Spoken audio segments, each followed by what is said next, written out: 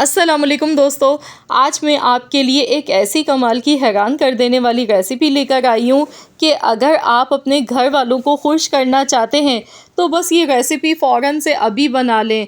यकीन माने घर वाले प्लेटें भर भर के खाएंगे। बहुत ही मज़े की रेसिपी है, कम खर्चे में बन के तैयार हो जाती है और बनाने में 5 से 10 मिनट मुश्किल से लगते हैं। तो चलिए हम रेसिपी देख लेते हैं।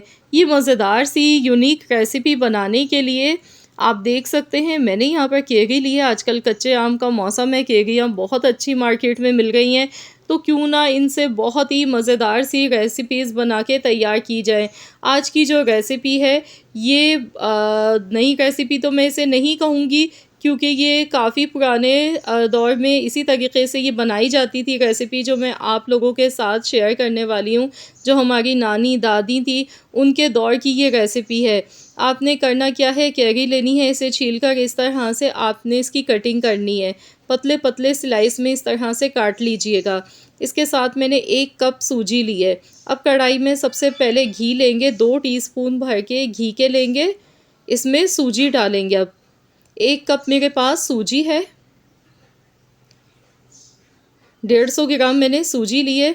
अब मैं इसे अच्छी तरह से भून लूँगी। हल्की आंच पर सूजी को भूनते जाना है। सूजी को भूनते टाइम गैस का फ्लेम हमेशा लो रखें। अगर आप चाहते हैं कि सूजी में जो इसकी ओरिजिनल खुशबू होती है इसकी भुनाई की, वही आपको चाहिए, जायका चाहिए, तो आपने इसे हल्की आंच पर भूनते जाना है। तेज़ आंच पर अगर सूजी को भूनेंगे तो कलर तो फ़ौरन से आ जाएगा, लेकिन जो इसकी खुशबू होती है वो बिल्कुल भी नहीं आपको मिलेगी। तो यहाँ पर मैं हल्की आंच पर इसे भून गई हूँ। 6 से 7 मिनट में सूजी भुन जाती है हल्की आंच पर। तो यहाँ पर आप देख सकते हैं सूजी हमारी तकरीबन भुन चुकी है, हल्की हल्की सी खुशबू आने लगी है। गैस का फ्लेम यहाँ पर ऑफ़ कर देंगे, हम इसे निकाल लेते हैं। तो यहाँ पर देखिए सूजी हमारी भुन के तैयार हो चुकी है। अब सेम इसी कढ़ाई में दोबारा से हमने घी लेना है। 1 टीस्पून घी लेंगे। आप चाहें तो यहाँ पर देसी घी का भी इस्तेमाल कर सकते हैं। अब इसमें 4 हरी इलायची डालेंगे। साथ में केरी जो हमने छील के और काट के रखी थी इस तरीके से, ये इसमें डाल देंगे। केरी को हमने अब भून लेना है, यहाँ पे इतनी देर पकाएंगे कि ये सॉफ्ट हो जाए। तो यहाँ पर देखिए 2 मिनट में केरी देखिए कितनी सॉफ्ट हो गई है। अब इसमें चीनी डाल देंगे। तो यहाँ पर 1 कप भर के चीनी का शामिल कर देना है। चीनी डालने के बाद अब इसे इतनी देर पकाएंगे कि चीनी इसमें अच्छी तरह से मेल्ट हो जाए। कम खर्चे में बहुत ही मज़े की ये रेसिपी बनके तैयार होती है, बहुत ही ज़्यादा ये हेल्दी होती है। तो जी जनाब, आज हम बना रहे हैं गुड़म्बा। गुड़म्बा इसे कहते हैं। आप लोग भी मुझे ज़रूर बताइएगा कि आपके घरों पे अगर ये रेसिपी बनाई जाती है तो आप इसे किस नाम से पुकारते हैं। 4 से 5 कप के करीब इसमें पानी शामिल करना है। पानी इसमें ज़्यादा ही आपने डालना है। 4 से 5 कप पानी के इसमें ऐड कर दें, क्योंकि अगर थोड़ा सा पानी ज़्यादा हो जाता है तो कोई मसला नहीं है। तो मैं आपको बताऊंगी इसकी थिकनेस किस तरह की होती है। थोड़ा पतला ही बनाया जाता है, जैसे हम सूजी का हलवा खाते हैं तो उस तरह की कंसिस्टेंसी इसकी नहीं होती है। ये पतला सा ही बना के खाया जाता है। तो यहाँ पर देखिए इसमें उबाल आ गया है, इस तरह का देखिए गाढ़ा हो गया है। ये देखें उबाल आते के साथ ही। तो बस इसे अच्छी तरह से हमने मिलाना है। इसे बहुत ज़्यादा गाढ़ा नहीं पकाया जाता है, इसी तरीके से देखिए पकाया जाता है। तो इसमें खट्टा मीठा फ्लेवर जो है ये बहुत ही मज़ेदार लगता है और इसे गरम ही खाया जाता है। तो चलिए इसे डिश आउट कर लेते हैं। तो देखिए बहुत ही मज़ेदार सा गुड़म्बा बनके ये तैयार हो चुका है। तो यहाँ पर आप लोग कमेंट्स में मुझे ज़रूर बताइएगा आप सबको कैसी लगी है मेरी ये रेसिपी। आप इसमें चीनी की जगह पर चाहें तो आप इसमें गुड़ भी डाल सकते हैं, इसे मज़ीद और हेल्दी बनाने के लिए। तो देखिए इसकी थिकनेस इसी तरह से थोड़ा पतला बना के खाया जाता है और इसे गरम ही खाया जाता है, तभी खाने का मज़ा आता है। तो आप लोग ज़रूर इस रेसिपी को बनाएं, एंजॉय करें। अगर आपने आज से पहले नहीं बनाई ये रेसिपी तो आप लोग मेरे कहने पर बनाइएगा ज़रूर। इंशाअल्लाह ताला आपको बहुत पसंद आएगी। इसका खट्टा मीठा सा जो फ्लेवर होता है वो बहुत ही उम्दा लगता है। तो आप लोग ज़रूर इस रेसिपी को बनाएं, एंजॉय करें अपनी फैमिली के साथ। वीडियो अच्छी लगी है तो वीडियो को लाइक कर दें, शेयर कर दें। चैनल पर नए हैं तो चैनल को सब्सक्राइब कर लें। मिलते हैं इंशाअल्लाह ताला एक और नई रेसिपी के साथ। तो जब तक के लिए अल्लाह हाफ़िज़। अस्सलामुअलैकुम दोस्तों, आज मैं आपके लिए एक ऐसी अनोखी कमाल की रेसिपी लेकर आई हूँ। यकीन मानिए इस रेसिपी को देखते के साथ ही वाकई आपका भी दिल तड़प उठेगा इसे फ़ौरन बनाने को। आज मैंने इतनी आसान रेसिपी और इतनी कमाल की रेसिपी आप लोगों के साथ शेयर की है कि आप इसे एक बार नहीं बार बार बनाएंगे, मेरी गारंटी है इंशाअल्लाह ताला। ये रेसिपी वाकई बहुत ही कमाल की रेसिपी है। अगर आप भी अचार शौक़ से खाते हैं तो अब आपको कोई मेहनत नहीं करनी पड़ेगी, ना घंटों का इंतज़ार करना पड़ेगा। बग़ैर धूप के आज हम बनाएंगे ये बहुत ही स्पेशल कैरी और लहसुन का अचार। इस अचार की ख़ास बात यह है, इसे एक बार बना के आप इसे 2 महीने के लिए स्टोर भी कर सकते हैं। तो चलिए रेसिपी देख लेते हैं। इसके लिए यहाँ पर मैंने 3 अदद कैरी ली थी। आधा किलो मेरे पास कैरी थी और मैंने छिलका उतारने के बाद कैरी को कद्दूकश कर लिया। जो मोटे सुराख वाला ग्रेटर होता है उसकी मदद से मैंने कैरियों को देखिए कद्दूकश कर लिया है। इससे हमारा काम बहुत ही आसान हो जाएगा। तो चलिए अचार बनाना शुरू करते हैं। इसके लिए राई दाना 1 टीस्पून लेंगे, 1 टेबल स्पून सौंफ है और हाफ़ टी स्पून मेथी दाना है और 1/4 टीस्पून कलौंजी। ऑयल गर्म होने के बाद इसमें ये मसाले ऐड कर देंगे जो कि अचार की जान होते हैं। हल्का सा क्रैकल होने देंगे। इसके बाद लहसुन लेंगे। यहाँ पर मैंने थोड़ा सा लहसुन लिया है, देसी लहसुन है ये। लहसुन से एक तो ऑयल में खुशबू बहुत अच्छी आएगी, अचार में बहुत ही बेहतरीन लगेगा इसका फ्लेवर। इसके साथ ही 7 से 8 मैंने सूखी लाल मिर्चें भी इसमें ऐड कर दी हैं। लहसुन का कलर चेंज नहीं करना है, बस कुछ सेकंड्स तक लहसुन को फ्राई करें। इसके बाद हाफ़ टेबल स्पून हल्दी पाउडर, हाफ़ टेबल स्पून लाल मिर्च का पाउडर इसमें ऐड कर देंगे। मिला लेंगे इसे एक बार। इसके बाद कद्दूकश की हुई कैरी इसमें डाल देंगे। अब हमने कैरी को कोई ज़्यादा पकाना नहीं है, सिर्फ 1 मिनट ही सिर्फ पकाना है। इसमें मैं डालूँगी नमक। नमक थोड़ा सा ज़्यादा डालिएगा, अचार है इसमें नमक का ज़्यादा इस्तेमाल होता है। 2 चम्मच मोटा कुटा हुआ धनिया इसमें ऐड कर देंगे। अच्छी तरह से मिक्स करेंगे। इस अचार की ख़ास बात यह है कि इसे बनाने में एक तो टाइम कम लगता है। इसमें कुटी हुई लाल मिर्चें थोड़ी सी ऐड कर दी। बस यहाँ पर गैस का फ्लेम बंद कर देंगे। अब हम इसे ठंडा होने के लिए रख देंगे। इस अचार के लिए हमें बिल्कुल भी इंतज़ार नहीं करना पड़ता है कि अचार कब उसमें खटाई आएगी, खट्टापन आएगा।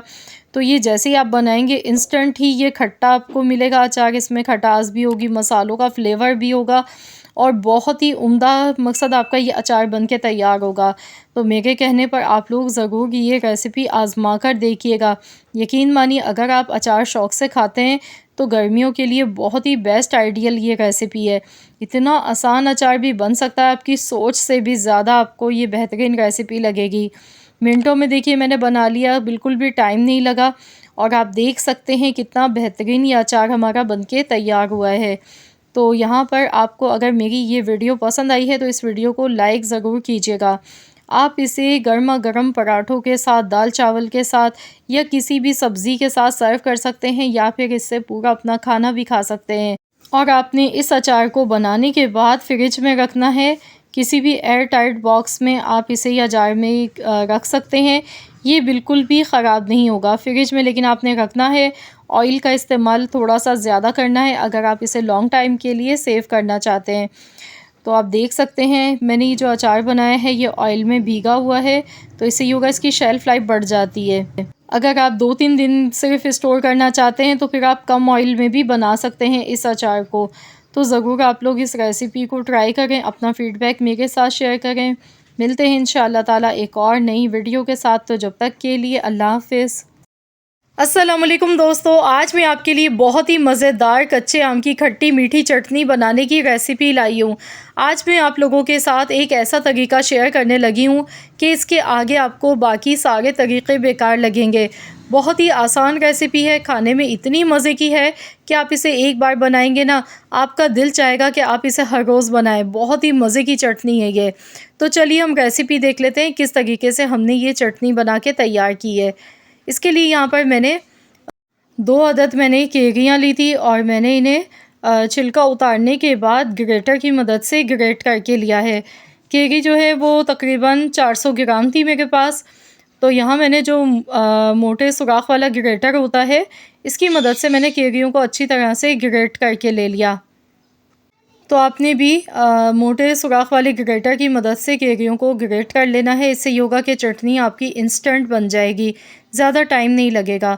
अब इसके लिए कढ़ाई में सबसे पहले 1 टीस्पून कुकिंग ऑयल ले लिया। थोड़ी सी इसमें कलौंजी डालेंगे, 2 हरी इलायची, इन्हें क्रैकल होने देते हैं कुछ सेकंड्स के लिए। इसके बाद कद्दूकश की हुई केरी इसमें ऐड कर देंगे।